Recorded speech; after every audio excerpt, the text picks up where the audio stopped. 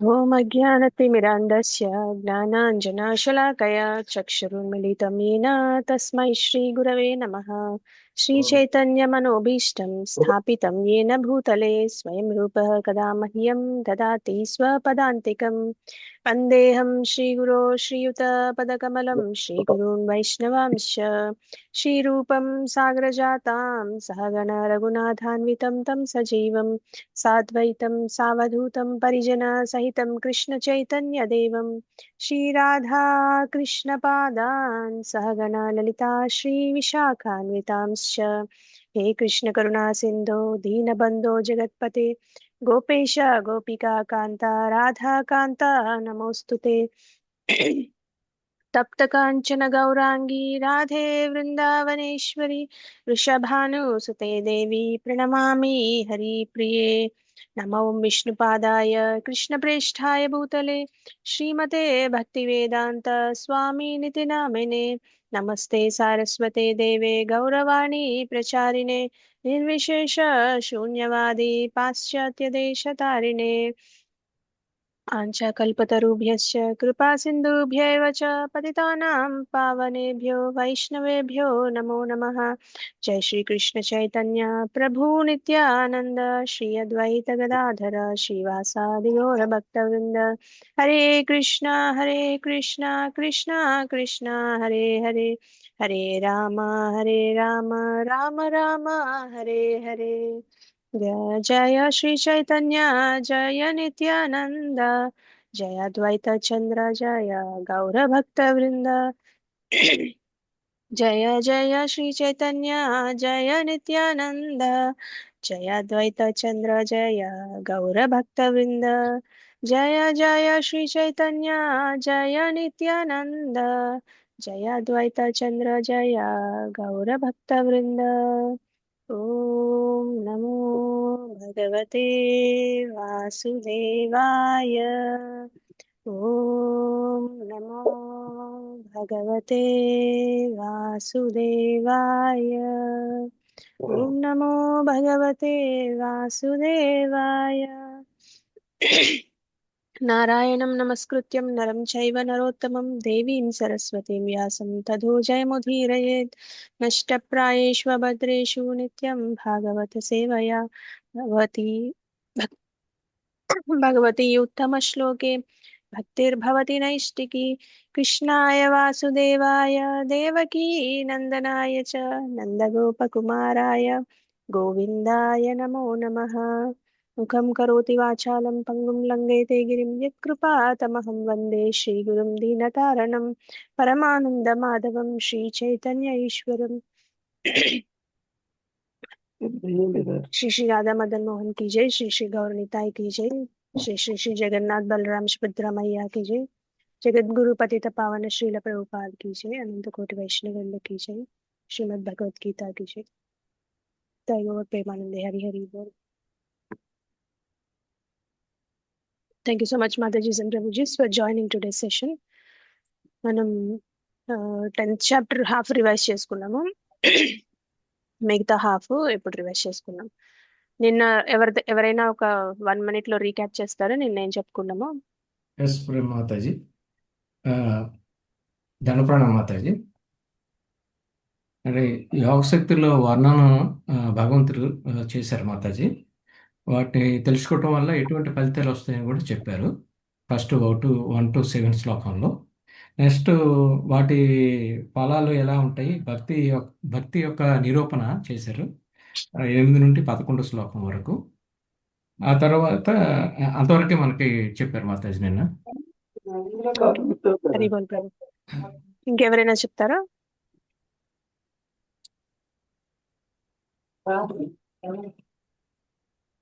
రామచంద్ర ప్రభు.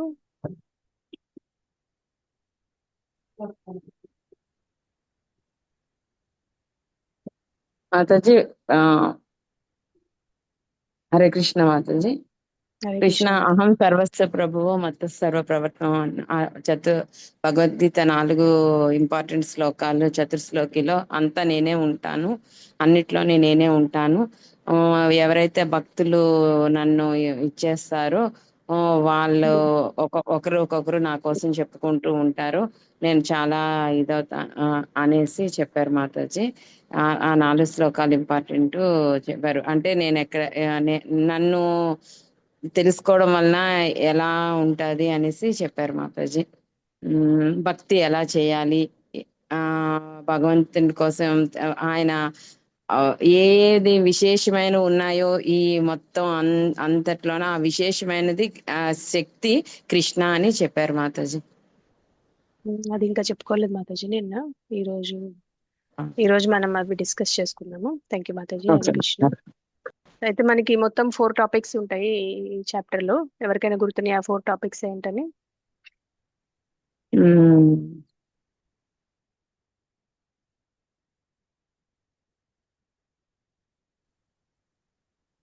Yes లేవా, మాతాజీ. మర్చిపోయారా? అంటే యోగశక్తి వర్ణన, వాటి తాలూకు ఫలాలు ఫస్ట్ చెప్పారు మాతాజీ. తర్వాత భక్తి తాలూకా ఫలాలు, వాటి తాలూకా నిరూపణ చేశారు. నెక్స్ట్ అర్జునుడు భగవంతుడు సూచించి తన యోగశక్తిని ఇంకా వర్ణించమని చెప్పారు. తర్వాత శ్రీకృష్ణ భగవానుడు తన ఆ, విభూతుల వర్ణాన్ని మిగిలిన శ్లోకాల్లో చెప్పారు. తన ఐశ్వర్యాలన్నీ స్పష్టంగా ప్రభువు మనందరికీ చెప్పారు మాతాజీ. హరి బోల్. నిర్మలా మాతాజీ, మీకు ఏమైనా ప్రశ్న ఉందా? హ్యాండ్ రైజ్ చేశారు, మీరు చెప్తారా, రీక్యాప్ చేస్తారా?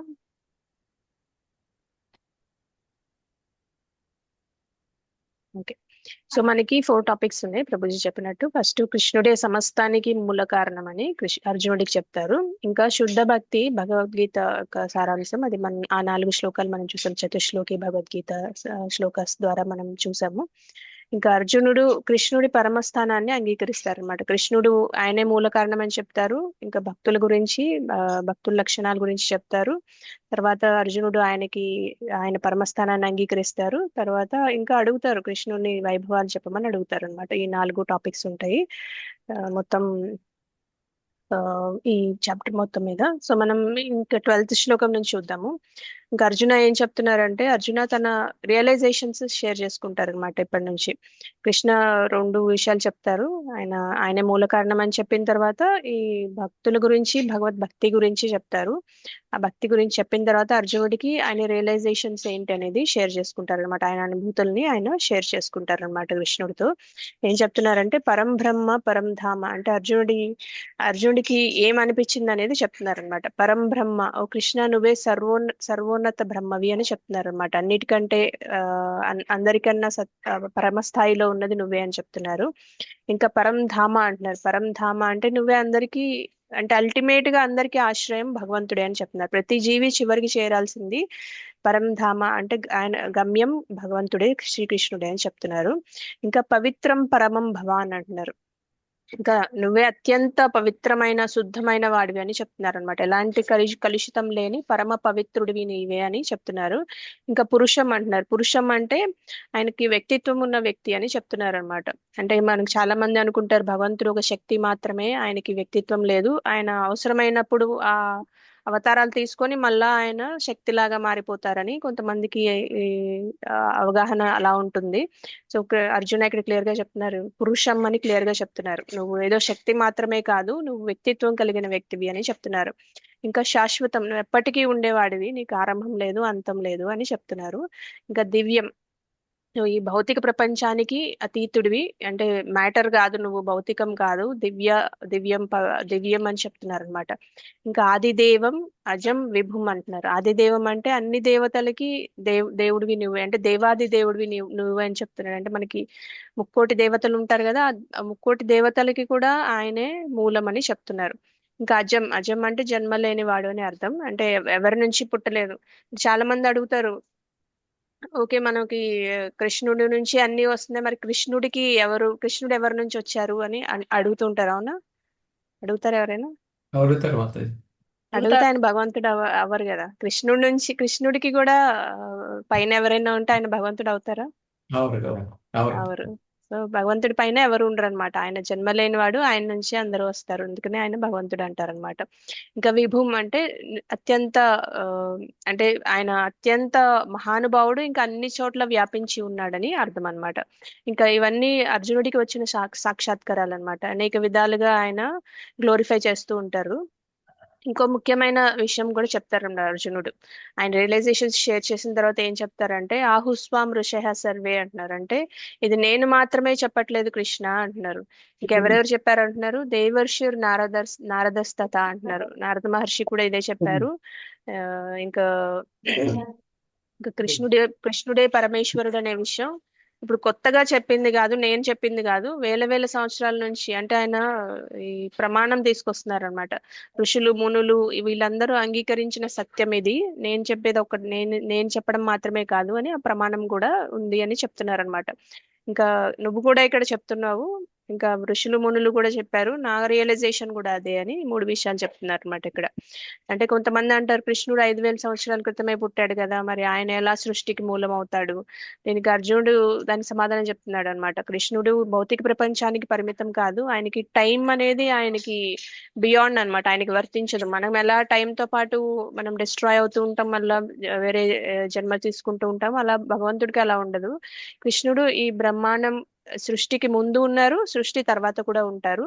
ఆయన కేవలం అవతారం మాత్రమే కాదు, ఆయన అవతారాలకి మూలం కూడా ఆయనే అని అర్జునుడు క్లియర్ గా చెప్తున్నారు ఇక్కడ. ఇంకా కృష్ణ ఎందుకు వస్తూ ఉంటారు మనకి? మన ఒక ఫేమస్ శ్లోక ఒకటి ఉంటుంది, మనం ఎప్పుడు చెప్పుకుంటూ ఉంటాం, భగవంతుడు ఎందుకు ఆవిర్భవిస్తూ ఉంటారు?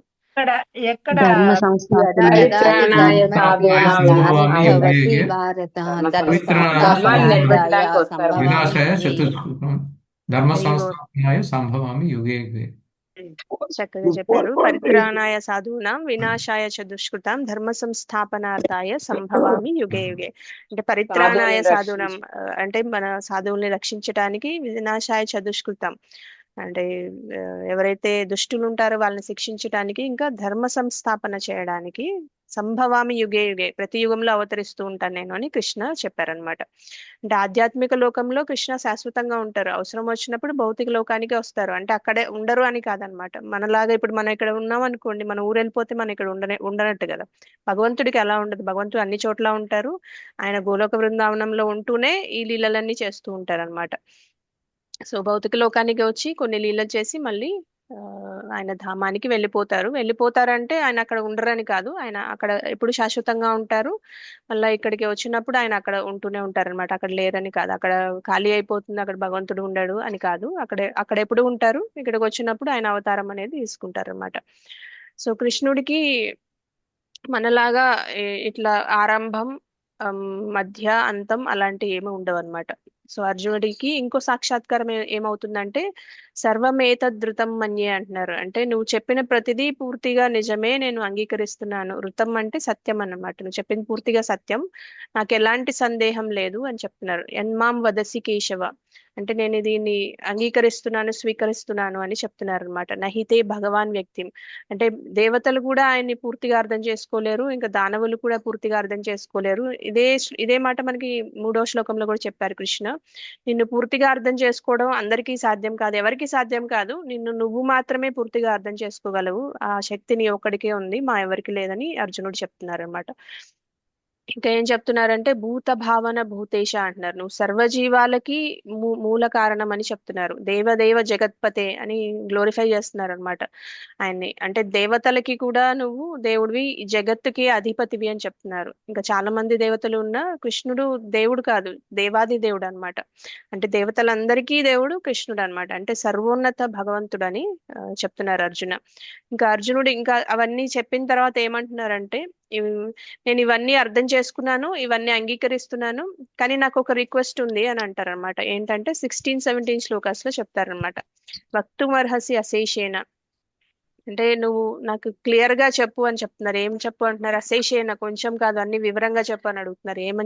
ఏం చెప్పమని అడుగుతున్నారంటే, దివ్యాహి ఆత్మ విభూతయ అంటున్నారు. అంటే నీ దివ్యమైన విభూతులు, నీ ఆత్మ సంబంధమైన వైభవాలు, నీ శక్తులు, నీ సామర్థ్యాలు ఇవన్నీ నాకు చెప్పు అని అడుగుతున్నారు అనమాట.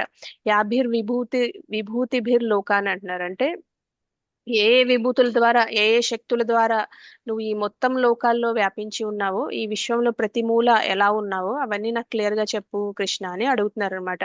అంటే అర్జునుడి భావం ఏంటంటే, నీవే అన్నిటికీ మూలమని నాకు అర్థమైంది, నీకు అపారమైన దివ్య విభూతులు ఉన్నాయని కూడా నాకు అర్థమైంది. ఆ ఇంకా నువ్వు కూడా చెప్పావు, నేనే అన్నింట్లో ఉన్నాను, నేనే అన్ని పోషిస్తున్నాను, నేనే సర్వవ్యాపిని అని. అవన్నీ చెప్పావు కరెక్టే. కానీ నువ్వు ఎలా ఉన్నావు, ఏ రూపంలో ఉన్నావు, ఏ ఏ విభూతుల ద్వారా ఉన్నావు, ఇవన్నీ నాకు వివరంగా చెప్పు అని అడుగుతున్నారు అనమాట అర్జున. అర్జున ఎందుకు తెలుసుకోవాలనుకుంటున్నారు? మన క్లియర్ గా ఎందుకు తెలుసుకోవాలనుకుంటున్నారు? ఆయనకి ఎలాగో తెలుసు మాతాజీ, మనకు కూడా తెలియాలి అని. అది ఒకటి. ఇంకొకటి ఏంటది? అంటే ఆయనకి ఏమైనా ఇప్పటి వరకు శక్తులు వచ్చేస్తాయా? ఒకవేళ ఆయన భగవంతుడి విభూతుల గురించి తెలుసుకుంటే ఆయనకి ఏమైనా శక్తి వచ్చేస్తుందా? ఆయనకి ఏమైనా స్వలాభం ఉందా? లేదు కాదు ఆయనకి మాతాజీ. స్వలాభం లేదు మాతాజీ. భక్తి మొత్తంలో వస్తుంది, భక్తి. అంటే ఇప్పటిదాకా తను స్నేహితుడిగా బావగా భావించాడు కదా మాతాజీ. తను ఒక్కొక్కటి దాని గురించి తెలుసుకుంటూ ఆయన విశేషాలని ఇంకా తెలుసుకోలేని ఏమైనా ఉన్నాయేమో చెప్తారేమో భగవంతుడు అనే ఉద్దేశంతో కూడా అడిగి ఉండొచ్చు. ఇంకా ఇంకా తెలుసుకోవాలని.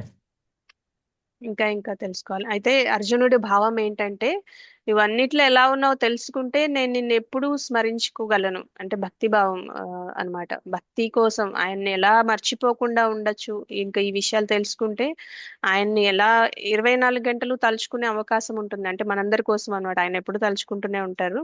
సో మనందరి కోసం మనం ఎలా భగవంతుని, చాలా మంది అనుకుంటూ ఉంటాం కదా, మనం ప్రతిరోజు ప్రతి క్షణం మనం భగవంతుని ఎలా గుర్తుంచుకుంటాం, మనకి అవుతుందా, మనం ఇలా భౌతికమైన బాధ్యతలతో ఉంటూ ఉంటాం కదా, అది అవుతుందా అని మనకి డౌట్ వస్తూ ఉంటది. సో అలా కాకుండా చెప్తున్నారనమాట. ఈ ఈ విషయాల్ని ఎందుకు మనకి అర్జున అడుగుతున్నారంటే, మనందరి కోసం మనం కూడా ఎలా మనం భగవంతుని ప్రతిక్షణం గుర్తుంచుకోవచ్చు అనే విషయం మీద అడుగుతున్నారు అనమాట. ఆయన భావం అది. సో మనం 7వ అధ్యాయంలో కూడా చూసాం కదా, రసోహమప్సు కౌంతేయ ప్రభాష్మి శశి సూర్యయో ప్రణవ సర్వ వేదేషు శబ్దకే పౌరుషం ఋషు, అలాంటి విషయాలు ఆల్రెడీ చెప్పారు మనకి. సో అంటే మనకి నీళ్లు టేస్టీగా ఉంటాయి. అంటే మనకి దాహం తీరాలంటే ఆ నీళ్ళల్లో రుచి మాత్రమే మనకి ఉపయోగపడుతుంది అనమాట. అంటే ఆ ఆ నీళ్లు టేస్ట్ గా ఉండడం కోసం మనకి భగవంతుడు దాంట్లో ఉంటారనమాట, పరమాత్మ లాగా వాటర్ లో ఉంటారు కాబట్టి ఆ టేస్ట్ వస్తుంది. ఇంకా సూర్య చంద్రులకి వెలుగు ఎక్కడి నుంచి వస్తుంది? భగవంతుడి నుంచి వస్తుంది. అంటే మనం రోజు వాటర్ అయితే ఎక్కువ తాగుతూ ఉంటాము, అండ్ కూరగాయల్లో రుచి అనేది నీళ్ళ నుంచే వస్తుంది. అండ్ ఈ చంద్రుడి వల్ల ఆ నరిష్మెంట్ అవుతుంది, సూర్యుడి వల్ల అవన్నీ అవుతాయి, సూర్యుడి వల్ల వెలుగు వస్తుంది. ప్రతిరోజు మనం చూసే విషయాలు అనమాట ఇవి. అంటే మనం ప్రతిరోజు వాటర్ తాగినప్పుడు, ఏదైనా టేస్టీగా అనిపించినప్పుడు భగవంతుడు గుర్తు రావాలి. అంటే సూర్యుడు పొద్దున్నే వెలుగు వచ్చినప్పుడు, చంద్రుడు నుంచి చల్లని కాంతి వచ్చినప్పుడు మనం భగవంతుని గుర్తుంచుకోవాలి. ఇంకా అగ్ని మనం ఎప్పుడు వాడుతూ ఉంటాం కదా, అగ్ని వేడిగా ఉంటుంది, ఆ వేడి కూడా భగవంతుడి నుంచి వస్తుందంట. ఇంకా ఇంకా అలాంటివి చాలా చెప్పారు 7th చాప్టర్ లో కూడా. మనం ఇవన్నీ ఎందుకు చెప్పారంటే, మనకి అవన్నీ భగవంతుని గుర్తుంచుకోవడానికి చెప్పారనమాట. సో భగవద్గీత అంటే ఏంటంటే, మనం కృష్ణ చైతన్యంలోకి తీసుకెళ్లే గ్రంథం అని చెప్పుకోవచ్చు అనమాట. కృష్ణుడు ఎక్కడెక్కడ ఉన్నాడో తెలుసుకొని ప్రతి క్షణం, ప్రతి అనుభవంలో, ప్రతి పరిస్థితిలో మనం భగవంతుని ఎలా గుర్తుంచుకోవడం అనేదే మనకి గీత యొక్క లక్ష్యం. అదే కృష్ణ చైతన్యం అంటే. కృష్ణ చైతన్యం అంటే మనం ఇప్పుడు భగవంతుని గుర్తుంచుకోవడమే కృష్ణ చైతన్యం అన్నమాట. అంటే ఇంకేం చెప్తున్నారు అర్జున? కేషు కేషు చ భావేషు అంటున్నాడు. అర్జునుడికి ఒక ఒక బలమైన కోరిక ఉందన్నమాట. అంటే ఏంటంటే, ఏం చెప్తున్నారు, ఈ లోకంలోనే జీవిస్తూ నిన్ను ఎలా స్మరించాలి, నిన్ను ఎలా ధ్యానించాలి అని అడుగుతున్నారు. అంటే మనం ఇప్పుడు ఫర్ ఎగ్జాంపుల్ ఒక సింహాన్ని చూస్తే మనం భగవంతుని ఎలా గుర్తు పెట్టుకోవాలి, నీటిని చూస్తే, చెట్టుని చూస్తే, అంటే ఏ వస్తువు చూసినా, ఏదైనా గొప్ప విషయం చూసినా భగవంతుణ్ణి ఎలా గుర్తుంచుకోవాలి అని ఆయన ఆ భావంతో ఇవన్నీ అడుగుతున్నారు అనమాట. అంటే జీవితంలోని ప్రతి పరిస్థితుల్లో, అంటే మనకి ఏదైనా పని చేసినప్పుడు విజయం వస్తే కృష్ణ ఇది నీ కృప అని గుర్తుపెట్టుకోవాలి. లేదంటే ఏదైనా సక్సెస్ కాకుండా ఫెయిల్యూర్ వచ్చింది అనుకోండి, విఫలమయ్యాం అనుకోండి, కృష్ణ ఇది నీ ఏర్పాటే అని గుర్తుంచుకోవాలన్నమాట. ఇంకా ఆనందం వచ్చినా భగవంతుని గుర్తుంచుకోవాలి, దుఃఖం వచ్చినా కూడా కృష్ణుడిని గుర్తుంచుకోవాలి. ఫర్ ఎగ్జాంపుల్ ఎవరో పొగిడారు అనుకోండి, మనల్ని పొగిడినా కూడా భగవంతుడికి కృతజ్ఞత చెప్పుకోవాలి. అంటే ఇంకెవరైనా అవమానించారనుకోండి, అవమానించినా కూడా మనం భగవంతుని తలుచుకోవాలి. ఎందుకంటే నువ్వు ఈ ఏర్పాటు నువ్వే చేసావు, నా అహంకారాన్ని తగ్గించడానికి నువ్వు ఈ ఏర్పాటు చేసావని మనం గుర్తుంచుకోవాలి. ఇంకా అవమానం కూడా మనకి కొంచెం గర్వాన్ని తగ్గిస్తూ ఉంటుంది అనమాట. అంటే జీవితంలో మనకి వందల్లో కాదు, వేలల్లో కాదు, 1,00,000 మార్గాలు ఉన్నాయి భగవంతుని గుర్తుంచుకోవడానికి అనేది మనకి ఈ చాప్టర్ నుంచి తెలుసుకోవచ్చు. భగవంతుడికి కృతజ్ఞత చెప్పడానికి, ఆయన పాత్రని అంగీకరించడానికి, ఆయన సన్నిధిని గుర్తించడానికి మనకి చాలా చాలా 1,00,000 మార్గాలు ఉన్నాయని మనం గుర్తుంచుకోవాలన్నమాట ఈ చాప్టర్ నుంచి. అందుకే అర్జున అడుగుతున్నారు, నువ్వు ఎలా సర్వవ్యాపిగా ఉన్నావో, నీ ఏ విభూతుల ద్వారా ఈ విశ్వం మొత్తం వ్యాపించి ఉన్నావో నాకు వివరంగా చెప్పు. అప్పుడు నేను నిన్ను సులభంగా స్మరించుకోగలను, నా జీవితం మొత్తం కృష్ణ చైతన్యంగా మారుతుంది అని అర్జున అడుగుతున్నారు అనమాట. ఇంకా ఏమంటున్నారు, విస్తరేణ ఆత్మనః యోగం విభూతిం చ జనార్దన అంటున్నారు. ఈ యోగ శక్తిని, విభూతుల్ని విస్తారంగా చెప్పు అని అడుగుతున్నారు. అంటే షార్ట్ కట్ కాదు, డీటెయిల్ గా చెప్పు అని అడుగుతున్నారు అనమాట. అంటే ఇప్పుడు అర్జునుడు ఈ విషయాన్ని ఎక్కడ అడుగుతున్నారు? యుద్ధక్షేత్రం. యుద్ధక్షేత్రంలో అడుగుతున్నారు. యుద్ధ రంగంలో అడుగుతున్నారు. అంటే అసలు war is about to begin, అప్పుడు స్టార్ట్ అవ్వబోతుంది. అప్పుడు ఆయనకి ఆ, ఈ ఇవన్నీ నేను చేయలేను కృష్ణ, నా వల్ల కాదు, నేను శిష్యుడిని అయిపోతున్నాను, నాకు చాలా కన్ఫ్యూషన్ ఉంది, నాకు సమ్మోహం స్టార్ట్ అయింది, నేను నా వల్ల అవ్వట్లేదని చెప్తారనమాట. అప్పుడు స్టార్ట్ అయింది ఈ డిస్కషన్ అంతా. ఇంకా మధ్యలో చెప్పాలంటే ఆయన ఏమంటున్నారు, ఇంకా సమయం అయిపోతుంది, నేను దుర్యోధనతో యుద్ధం చేయాలని నువ్వు అనుకోవద్దు, నువ్వు నీ విభూతుల్ని ప్రశాంతంగా చెప్పు అని అర్జున అడుగుతున్నారు అనమాట.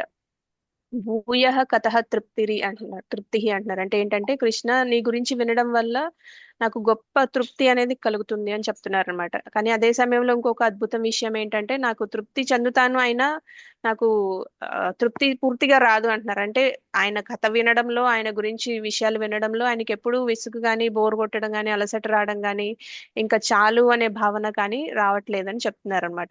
శృణ్వతో నాస్తి మే అమృతం అంటున్నారు. ఎందుకంటే నీ కథలన్నీ అమృతంలా ఉంటాయి అని చెప్తున్నారు. అమృతం అంటే తాగే కొద్దీ ఇంకా తాగాలనిపిస్తుంది, తినే కొద్దీ ఇంకా తినాలనిపిస్తుంది అనమాట. అలాగే భగవంతుడి గురించి ఎంత విన్నా ఇంకా వినాలనే కోరిక పెరుగుతుందని అర్జున చెప్తున్నారు అనమాట.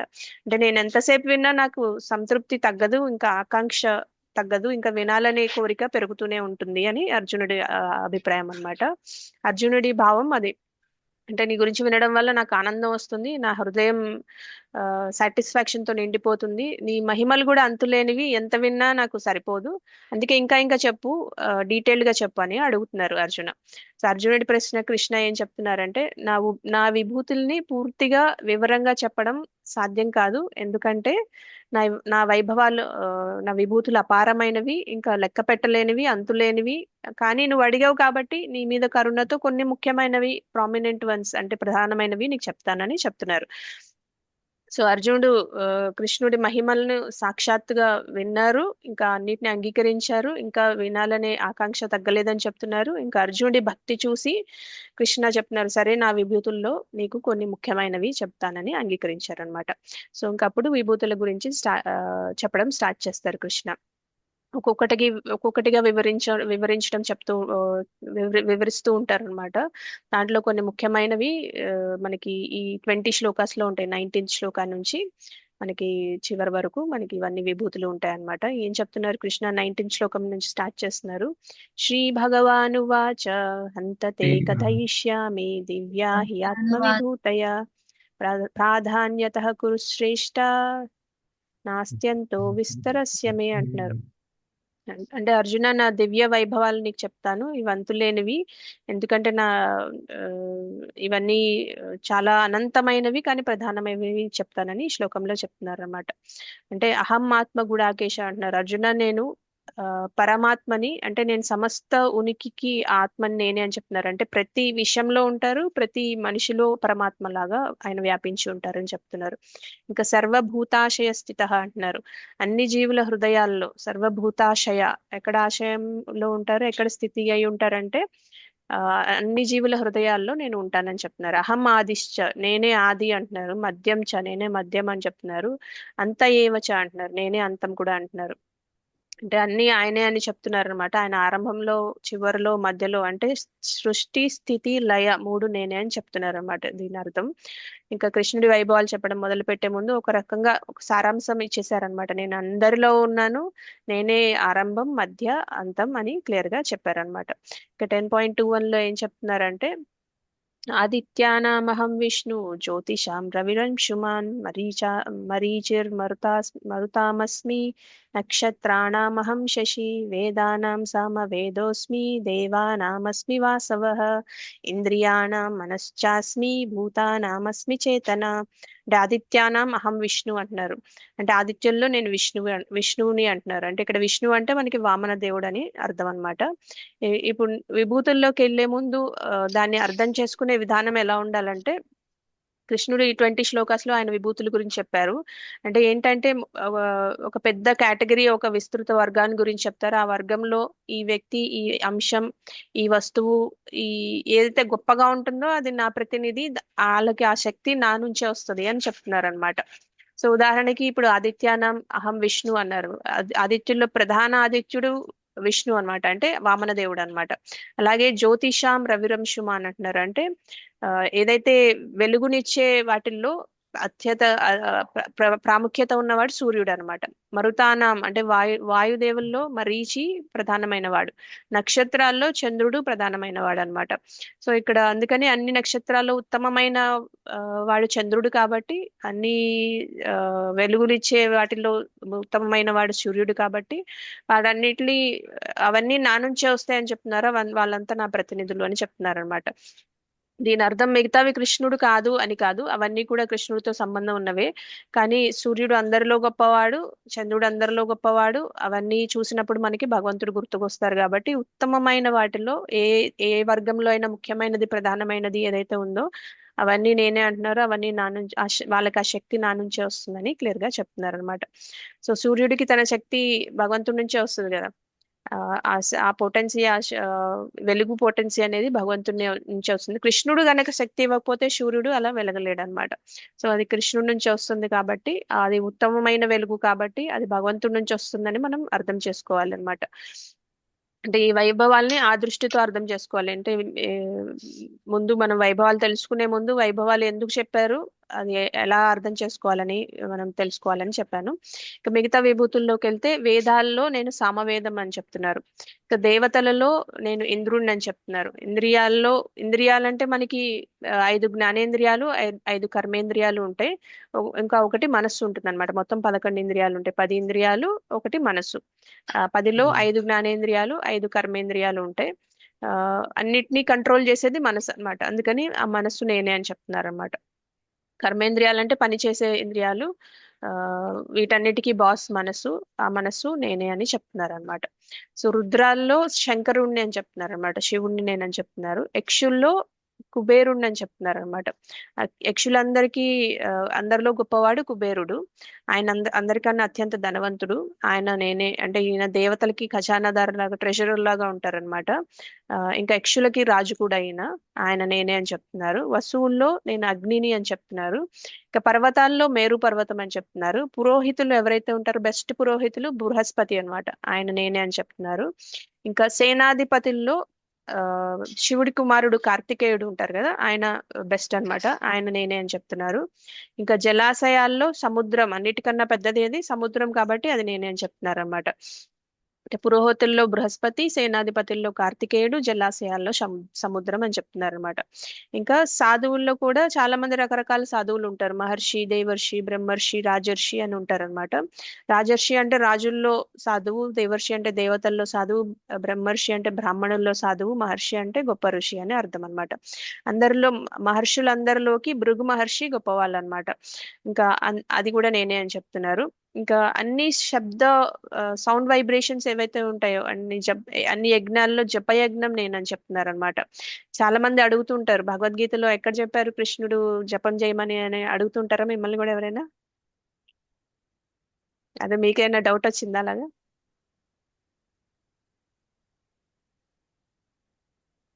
రాలేదా డౌట్? ఓకే, సో వచ్చిందా?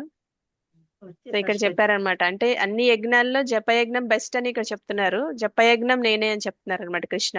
సో ఇంతకు ముందు కూడా చెప్పారు, ఎప్పుడు నా నామాల్ని జపించండి అని ముందు అధ్యాయాల్లో కూడా చెప్పారు. ఈ అధ్యాయంలో స్పెసిఫిక్ గా చెప్తున్నారు అనమాట. అన్ని యజ్ఞాల్లో నా నామాల్ని జపం అంటే లెక్కపెట్టి చేయడం అనమాట. ఆ లెక్కపెట్టి చేసే జపంలో జపయజ్ఞం నేనే అని చెప్తున్నారు. అంటే జపం అంటే లెక్కబెట్టి నామజపం చేయడం, కీర్తన అంటే నామాలను పలకడం, కీర్తించడం, జపం అంటే మాల ఉపయోగించి జపం చేయడం అన్నమాట. సో అది నేనే అని చెప్తున్నారు. అంటే కృష్ణ మనకి జపం చేయమని ఇక్కడ ఇండైరెక్ట్ గా చెప్పినట్టు మనం అర్థం చేసుకోవాలన్నమాట. సో అన్ని స్థిరమైన వాటిల్లో కృష్ణుడు హిమాలయ పర్వతాలు అని చెప్తున్నారు. అన్ని చెట్లలో వటవృక్షం ఏదైతే బ్యానియన్ ట్రీ ఏదైతే ఉంటుందో అది నేనే అని చెప్తున్నారు. అన్ని ఋషులలో దేవర్షుల్లో నారదుణ్ణి నేనని చెప్తున్నారు. సో మహర్షుల్లో భృగు మహర్షి అని మనం ఇందాక చెప్పుకున్నాం కదా, దేవర్షులలో నారదుణ్ణి నేనని చెప్తున్నారు. అంటే దేవతల్లో సాధువు నారదుడు కాబట్టి ఆయన నేనే అని చెప్తున్నారు. ఇంకా ఎవరైతే పర్ఫెక్టెడ్ బీయింగ్స్ ఉంటారో, ఎవరైతే సిద్ధాస్ ఉంటారో వాళ్ళల్లో బెస్ట్ కపిలముని అన్నమాట. కపిలముని కూడా భగవంతుడి అవతారం. ఆయన కర్దమముని దేవహూతి ఇద్దరికి పుడతారనమాట. కర్దమముని కుమారుడు. ఆయన తల్లి దేవహూతికి సాంఖ్య శాస్త్రాన్ని చెప్తారనమాట. సో ఆయన కపిలముని కూడా భగవంతుడి అవతారమే. ఆయన అది కూడా నేనే అని చెప్తున్నారు. ఇంకా అన్ని గుర్రాల్లో నేను ఉచ్చైశ్రవ అని చెప్తున్నారు. అంటే క్షీరసాగర మథనంలో కొన్ని చాలా విలువైన వస్తువులు, విలువైన ఇవి దొరుకుతాయి అన్నమాట. దాంట్లో ఉచ్చైశ్రవ ఒక గుర్రము, ఐరావతం ఒక ఏనుగు, ఇంకా కల్పవృక్షం, ఇంకా కొన్ని జ్యువెల్స్ కూడా వస్తాయి అన్నమాట. సో వాటన్నిటిలో ఉచ్చైశ్రవ గుర్రం చాలా గొప్పది కాబట్టి అది నేనే అని చెప్తున్నారు. ఇంకా ఏనుగుల్లో ఐరావతం నేనే అని చెప్తున్నారు. సో ఇంద్రుడి చేతిలో ఉన్న వజ్రాయుధం అది కూడా నేనే అని చెప్తున్నారు. వజ్రాయుధం స్టోరీ కూడా మనం చెప్పుకున్నాం కదా, దధీచి ముని ఎముకల నుంచి తయారు చేస్తారు. ఆయన త్యాగ ఫలితమే వజ్రాయుధం. వృత్రాసుని చంపడానికి అది యూజ్ చేస్తారనమాట. ఇంకా ధేనువులలో అంటే ఆవులలో నేను కామధేను అని చెప్తున్నారు. ఇంకా అన్ని సృష్టికర్తల్లో నేను కామదేవుడిని అని చెప్తున్నారు. అంటే కామదేవుడు అంటే స్త్రీ పురుషుల మధ్య ఆకర్షణ కలిగిస్తూ ఉంటారు, సంతానోత్పత్తికి కారణమవుతారు అనమాట. ఆ సంతానోత్పత్తికి కూడా ధర్మానికి విరుద్ధంగా లేకపోతే అది నేనే అని చెప్తున్నారు అనమాట కృష్ణ.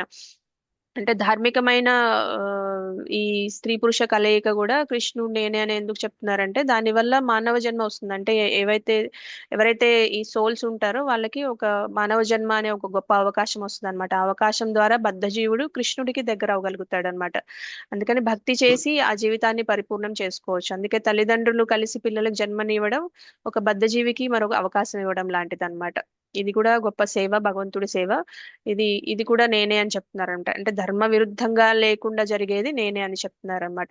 ఇంకా సర్పాలలో నేను వాసుకి అని చెప్తున్నారు.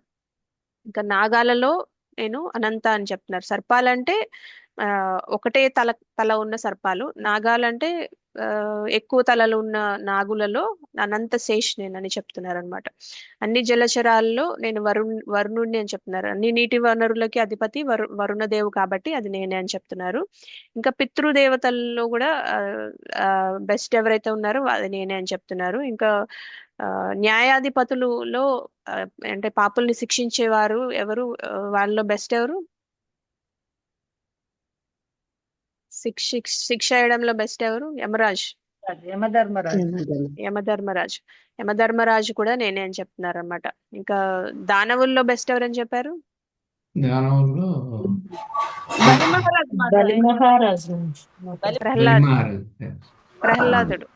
ప్రహ్లాద్ మహారాజు బెస్ట్ అన్నమాట. ఆయన నేనే అని చెప్తున్నారు.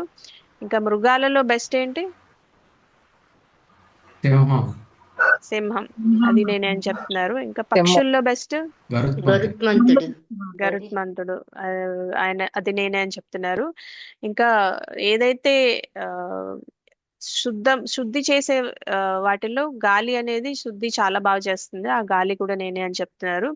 ఇంకా ఆయుధదారులలో ఎవరైతే ఈ ఆయుధాలు పట్టుకొని ధర్మాన్ని నిలబెడతారో వాళ్ళలో రాముడు గొప్ప. రాముడు పరశురాముడు ఇద్దరు ఆయుధదారులే.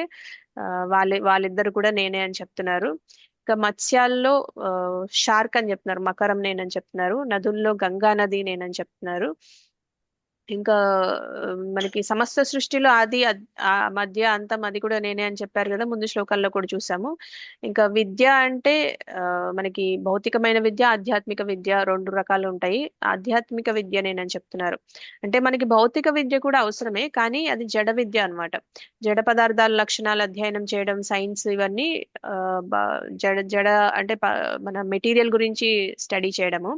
భౌతిక విద్య ఆధ్యాత్మిక విద్యకి సహాయపడితే అది విలువైన ముఖ్యమైనది, అది కాదనట్లేదు. కానీ కేవలం భౌతిక విద్య మాత్రమే ఉంటే, ఆధ్యాత్మిక జ్ఞానం లేకపోతే మనిషి తన జీవితాన్ని పరిపూర్ణం చేసుకోలేడు అనమాట. అందుకే కృష్ణుడు చెప్తున్నాడు, అన్ని జ్ఞానాల్లో నేను ఆధ్యాత్మిక జ్ఞానాన్ని అని చెప్తున్నారు అనమాట.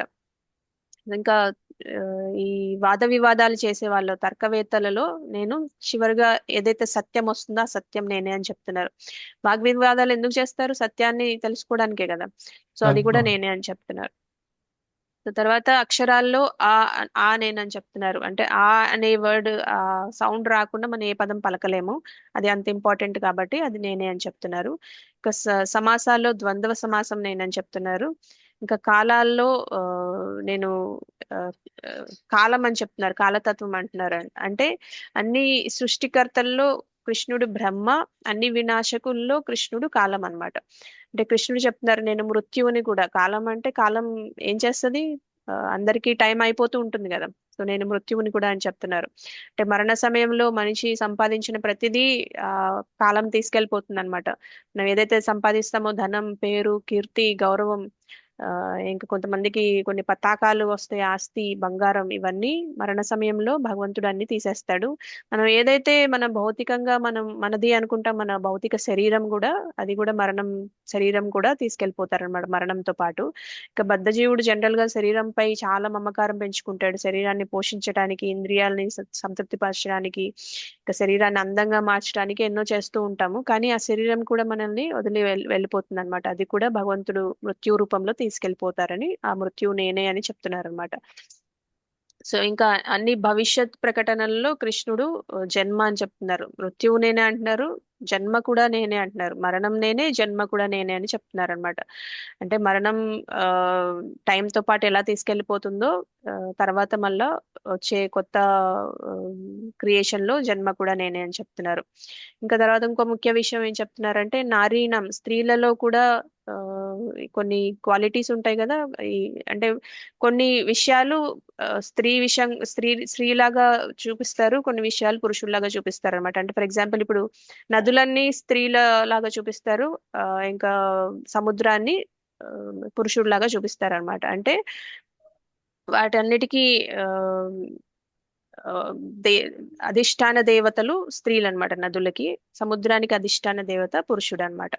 సో అలానే మనకి కీర్తి, శ్రీ, వాక్, స్మృతి, మేధ, ధృతి, క్షమ, ఇవన్నీ అధిష్టాన దేవతలు స్త్రీలు ఉంటారు అనమాట. వీటన్నిటికీ కీర్తి అంటే ఫేమ్ రావడం, శ్రీ అంటే అందం లేదా ఐశ్వర్యం, వాక్ అంటే మంచి వాక్చాతుర్యం ఉండడం, స్మృతి అంటే జ్ఞాపక శక్తి, మేధ అంటే ఇంటెలిజెన్స్ అనమాట, బుద్ధి, అండ్ ధృతి అంటే దృఢ నిశ్చయం, డిటర్మినేషన్ అంటాం కదా అది, క్షమ అంటే ఆ, క్షమించే గుణం, టాలరెన్స్, ఇవన్నీ కలిపి ఉత్తమమైన గుణాలు. ఇవి 7 ఉత్తమమైన గుణాలు. ఈ 7 గుణాలకి అధిష్టాన దేవతలు ఉంటారు, వాళ్ళందరూ స్త్రీ రూపంలో ఉంటారు కాబట్టి అవన్నీ కూడా నేనే అని చెప్తున్నారు. అవన్నీ బెస్ట్ క్వాలిటీస్ కాబట్టి అవన్నీ కూడా నేనే అని చెప్తున్నారు అనమాట. ఇంకా కృష్ణ ఏమంటున్నారంటే తర్వాత శ్లోకంలో, వేదాల్లో రకరకాల మంత్రాలు ఉంటాయి. ఇంతకు ముందు కృష్ణుడు చెప్పారు వేదాల్లో నేను సామవేదం అని చెప్పారు. ఇప్పుడు సామవేదంలో కూడా చాలా మంత్రాలు ఉంటాయి. ఆ మంత్రాల్లో బెస్ట్ మంత్రం బృహత్ సామం అన్నమాట, ఆ సామవేదాల్లో. అది నేనే అని చెప్తున్నారు. ఇంకా ఛందసాం గాయత్రి చాస్మి అంటున్నారు. అంటే అన్ని ఛందస్సుల్లో, అన్ని పోయిటరీస్ లో, అన్ని మీటర్స్ లో నేను గాయత్రి మంత్రం అని చెప్తున్నారు.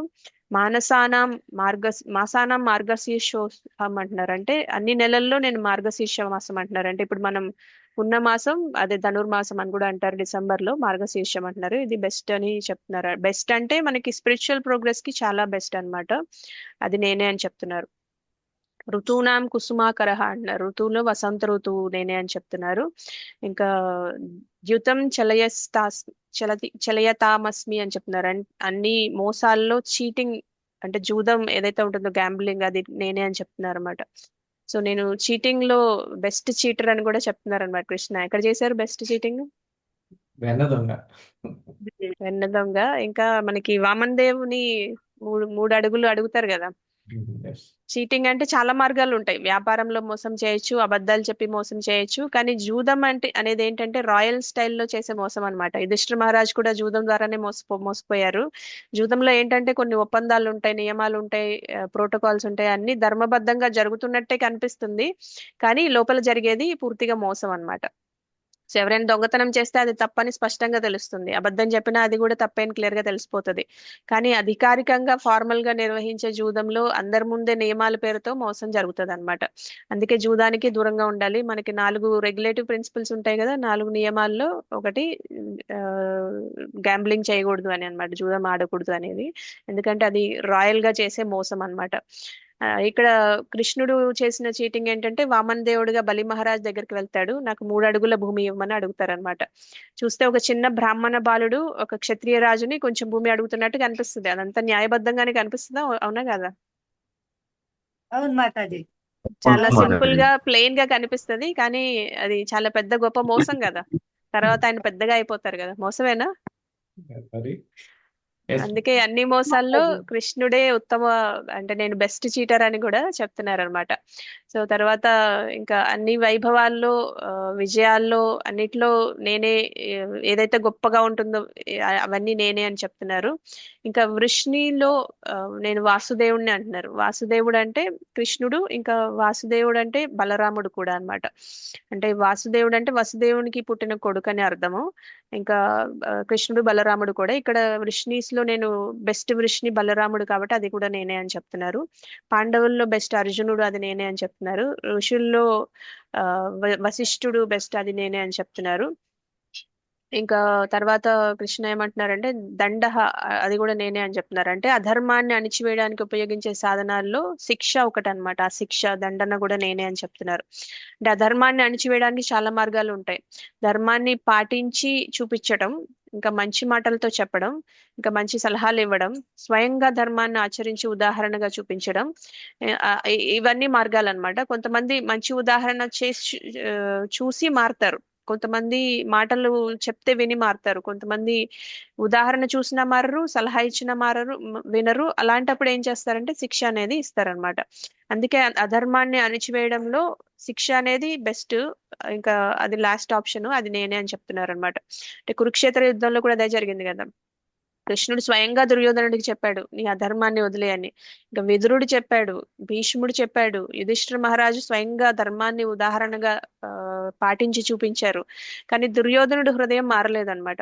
అప్పుడు మార్పు సాధ్యం కాకపోతే శిక్ష అనేది తప్పదు కాబట్టి అందరికీ చివరిగా ఆయన కురుక్షేత్ర యుద్ధానికి స్టార్ట్ చేస్తారు, శిక్ష అనేది అలా విధిస్తారనమాట భగవంతుడు వాళ్ళకి. సో అన్ని తర్వాత ఇంకేం చెప్తున్నారంటే అన్ని విజయం కోరే వారిలో కృష్ణుడు నీతి అంటున్నారు, మొరాలిటీ అని చెప్తున్నారు అనమాట. ఇంకా రహస్యాల్లో నేను మౌనం అని చెప్తున్నారు. ఎందుకంటే రహస్యం అనేది మౌనంగా ఉంటేనే అది ఉండిపోతుంది కదా, ఎవరికైనా చెప్తే అది రహస్యం అవుతుందా? అవ్వదు మాతాజీ. అవదు. కానీ మనం ఏం చెప్తాం, రహస్యం అని చెప్పి మనం పక్కన వాళ్ళకి ఇది ఎవరికి చెప్పొద్దు అని చెప్తాం, అవునా? 10 మంది చెప్తాం. జనరల్ గా అది వాళ్ళు 10 మందికి చెప్పి ఇది ఎవరికి చెప్పొద్దు అని చెప్తారు. అంటే సైలెంట్ గా ఉన్నట్టు కాదు కదా, ఇంకా అది అది ఇంకా ఎక్కువ ఫేమస్ అయిపోద్ది అనమాట. అది అందరికి తెలిసిపోద్ది కానీ ఎవరికి చెప్పొద్దు అని అందరికి చెప్తూ ఉంటారు. సో మౌనం అంటే ఎవరికి చెప్పకపోతే రహస్యంగా ఉంటుంది అనమాట. అలాంటి రహస్యంగా ఉంచే వాటిలో నేను మౌనం అని కృష్ణ చెప్తున్నారు అనమాట. ఇంకా చివరిగా కృష్ణ ఏం చెప్తున్నారంటే అన్ని జీవాల్లో బీజం నేనే అని చెప్తున్నారు అనమాట. నెక్స్ట్ శ్లోకంలో అన్ని సమస్తానికి బీజం నేనే అని చెప్తున్నారు. ఇంకా కృష్ణ ఇంకా చివరిగా ఏమంటారంటే, ఇంకా ఎంతసేపు చెప్పాలి నీకు, నా దివ్య వైభవాలకి అంతు లేదు, నేను ముందే చెప్పాను కదా. ఈ దివ్య వైభవాలకి అసలు ఇంకా ముగింపు అనేది ఏది ఉండదు, ఇది కేవలం సూచన మాత్రమే. ఇవన్నీ ఈ విభూతులన్నీ చెప్పడం చాలా కష్టము, కాబట్టి నేను ఒక చిన్న భాగం మాత్రమే నీకు చెప్పాను అని చెప్తారనమాట. అంటే ఫర్ ఎగ్జాంపుల్ ఇప్పుడు మనం ఖైరతాబాద్ నుంచి అబిడ్స్ వెళ్ళాలనుకోండి, కొత్తగా వచ్చారు ఎవరైనా, మనం ఏం చెప్తాం, లేదంటే హైదరాబాద్ నుంచి బెంగళూరు ముంబై ఎవరైనా వెళ్ళాలనుకుంటే మనం చెప్పాలంటే మనం వెళ్ళి మొత్తం చూపించాం కదా, కొన్ని డైరెక్షన్స్ ఇస్తాం. ఈ ఈ నేషనల్ హైవే మీద వెళ్ళండి, లేదా అక్కడ నుంచి వెళ్ళండి, ఇలా ఇలా వెళ్ళండి అని చెప్తాం కదా. సో అట్లా ఒక సూచన మాత్రమే ఇచ్చారనమాట ఆయన విభూతుల గురించి. ఇప్పుడు మనం ఢిల్లీ నుంచి తమిళనాడు రావాలంటే ఎంత దూరం ఉంటుంది? ఎవరికైనా డైరెక్షన్ చెప్పినప్పుడు జస్ట్ డైరెక్షన్స్ ఇస్తాము, కానీ మొత్తం వెళ్ళి చూపించాం కదా. సో అట్లానే భగవంతుడు చెప్పిన దాంట్లో ఆయన ఉన్న విభూతుల్లో ఒక జస్ట్ ఇండికేషన్ మాత్రమే ఇచ్చారనమాట. అంటే మొత్తం ఏమీ చూపించలేదు, మొత్తం ఏమీ చెప్పలేదని మనం ఇక్కడ అర్థం చేసుకోవచ్చు. ఇంకా 41వ శ్లోకంలో ఏం చెప్పారంటే ఒక ఆల్మోస్ట్ అన్ని చెప్పిన వాటికి సారాంశంగా చెప్పారు. ఏంటంటే ఇప్పుడు నేను అన్ని చూసిన అన్ని వైభవాలు ఏది అంటే ఏది అందంగా ఉందో, ఏది బాగుందో, ఏది ఆ శ్రీమత్ అనే వర్డ్ ఒకటి వాడతారు. అంటే అందమైన ఏమన్నా ఉన్నా అవన్నీ నా నుంచే వస్తున్నాయి. ఊర్జితం అంటే మహిమాన్వితమైనవి, ప్రకాశవంతమైనవి ఏమైనా ఉన్నా సరే అవి నా నుంచే వస్తున్నాయి అని అర్థం చేసుకో అర్జున అని చెప్తున్నారు అనమాట. అంటే ఈ సృష్టిలో ఏది వైభవంగా ఉన్నా, ఏది అందంగా ఉన్నా, ఏది మహిమాన్వితంగా ఉన్నా అది నా తేజస్సు నుంచే వస్తుంది. ఆ తేజస్సు నుంచి వచ్చే ఒక చిన్న స్పార్క్ మాత్రమే అని అర్థం చేసుకో అని చెప్తున్నారు అనమాట. అంటే కృష్ణుడు మనకి ఒక చిన్న రేణువు మాత్రమే, ఆయన తేజస్సులో ఒక చిన్న రేణువు మాత్రమే చెప్పారనమాట. ఆ రేణువు కూడా భగవంతుడి మహిమ వల్లనే వస్తుంది అనేది తెలుసుకోమని చెప్తున్నారు. సో ఇప్పటి వరకు ఆ మొత్తం మొత్తం అన్నిటికీ సారాంశం లాస్ట్ శ్లోకంలో చెప్తారనమాట. ఇంకా నేను చెప్పలేను, నువ్వు యుద్ధం చేయాలి కూడా, కాబట్టి ఇవి ఇంతవరకే ఉన్నాయి. కానీ నా తేజస్సు ఒక చిన్న స్పార్క్ మాత్రమే నేను చెప్పాను. నేను సర్వవ్యాపి అయిన పరమాత్మని, ఈ సృష్టి అంతా నేనే ఉన్నాను, నేను లేకుండా ఏది ఉండదు. ఈ స్పార్క్స్ ఏవైతే ఉన్నాయో, ఈ మహిమలు ఏవైతే ఉన్నాయో అవి మనల్ని ఆకర్షిస్తూ ఉంటాయి అన్నమాట. అంటే ఇప్పుడు ఫర్ ఎగ్జాంపుల్ మనం ఇప్పుడు నిప్పు చూసామనుకోండి, నిప్పు నుంచి వచ్చే ఆ నిప్పు రవ్వలు ఉంటాయి కదా, నిప్పు రవ్వలు చూసి మనం ఏమనుకుంటాం? నిప్పు ఉందని అనుకుంటామా లేదా? అనుకుంటాం అనుకుంటాం మాతాజీ. నిప్పు రవ్వలను చూసి ఆ భగవంతుడు అంటే మనం ఇవన్నీ చూసినప్పుడు మనం దానికి మూలం ఏంటి అనేది భగవంతుడు అని మనం అనుకోవాలన్నమాట. ఈ ప్రపంచంలో ఉన్న ప్రతి తేజస్సు, ప్రతి మహిమ అంతా భగవంతుని స్పార్క్. అంటే అది నిప్పు రవ్వ లాంటిది, అది భగవంతుడి నుంచే వస్తుందని మనం తెలుసుకోవాలన్నమాట. అంటే మనకి నిప్పు రవ్వలు మనల్ని ఆకర్షిస్తాయి. అంటే ఏదన్నా పెద్ద విషయం చూసినా, పెద్ద స్ట్రెంగ్త్ చూసినా అవన్నీ మనల్ని ఆకర్షిస్తాయి. కానీ కొన్ని రోజులకి అవి మాయమైపోతాయి, అవన్నీ పర్మనెంట్ గా ఉండవు అనమాట. ఎలా అయితే నిప్పు రవ్వలు కొంచెంసేపే ఉండి ఆగిపోతాయి, నిప్పు నుంచి వచ్చే నిప్పు రవ్వలు ఎక్కువసేపు ఉంటాయా? ఉండవు మాతాజీ.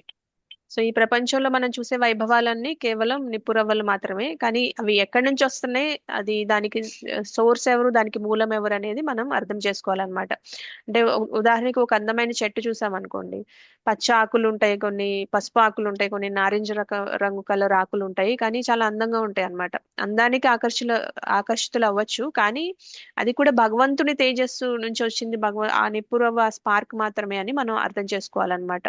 అందుకని ఇప్పుడు నిప్పు రవ్వను చూస్తే అక్కడ పెద్ద అగ్ని ఉందని ఎలా అర్థం చేసుకుంటామో, ఈ స్పార్క్ చూసినప్పుడు భగవంతుడి నుంచే వస్తుంది, భగవంతుడికి ఇంకా ఎక్కువ మహిమలు ఉన్నాయని మనం అర్థం చేసుకోవాలి.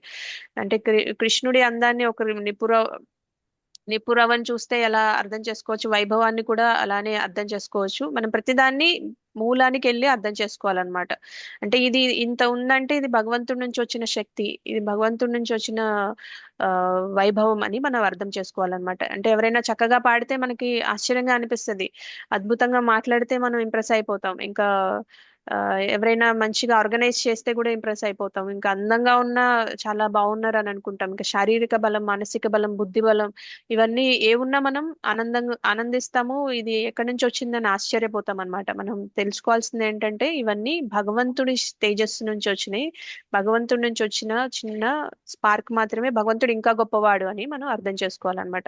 అంటే ఈ ప్రపంచంలో ఉన్న శక్తి, వైభవం, అందం, మహిమ అన్ని చూసినప్పుడు ఇవి మనం భగవంతుడి నుంచే వస్తున్నాయని గుర్తుపెట్టుకోవాలి. కృష్ణ చైతన్యంగా మారే మార్గాన్ని మనం ఎంచుకోవాలన్నమాట.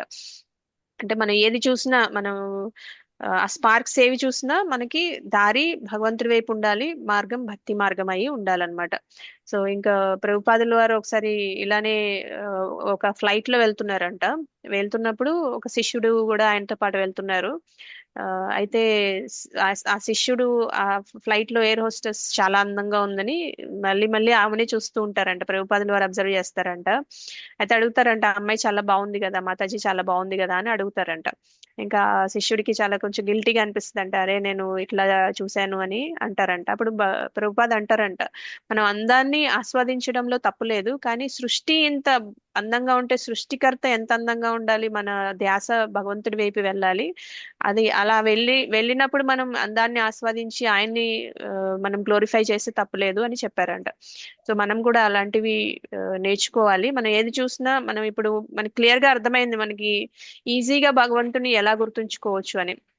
ఇప్పుడు కృష్ణుడు చెప్పిన విభూతులన్నిటిలోకి మనం ప్రతిరోజు ఎవరో ఒకళ్ళు బాగా మాట్లాడతారు, ఎవరో ఒకళ్ళు బాగా పాడతారు, ఎవరో ఒకళ్ళు బాగా ఆర్గనైజ్ చేస్తారు, చాలా చాలా రకరకాల విద్యలు అవి ఇవి ఉంటాయి.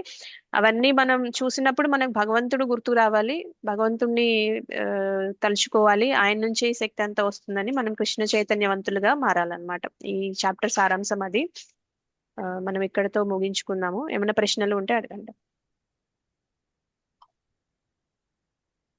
హరిబోల్ మాతాజీ, చాలా బాగా వివరంగా మళ్ళీ రివిజన్ చేయడం మాకు బాగా మైండ్కి ఎక్కింది మాతాజీ. Thank you Mataji.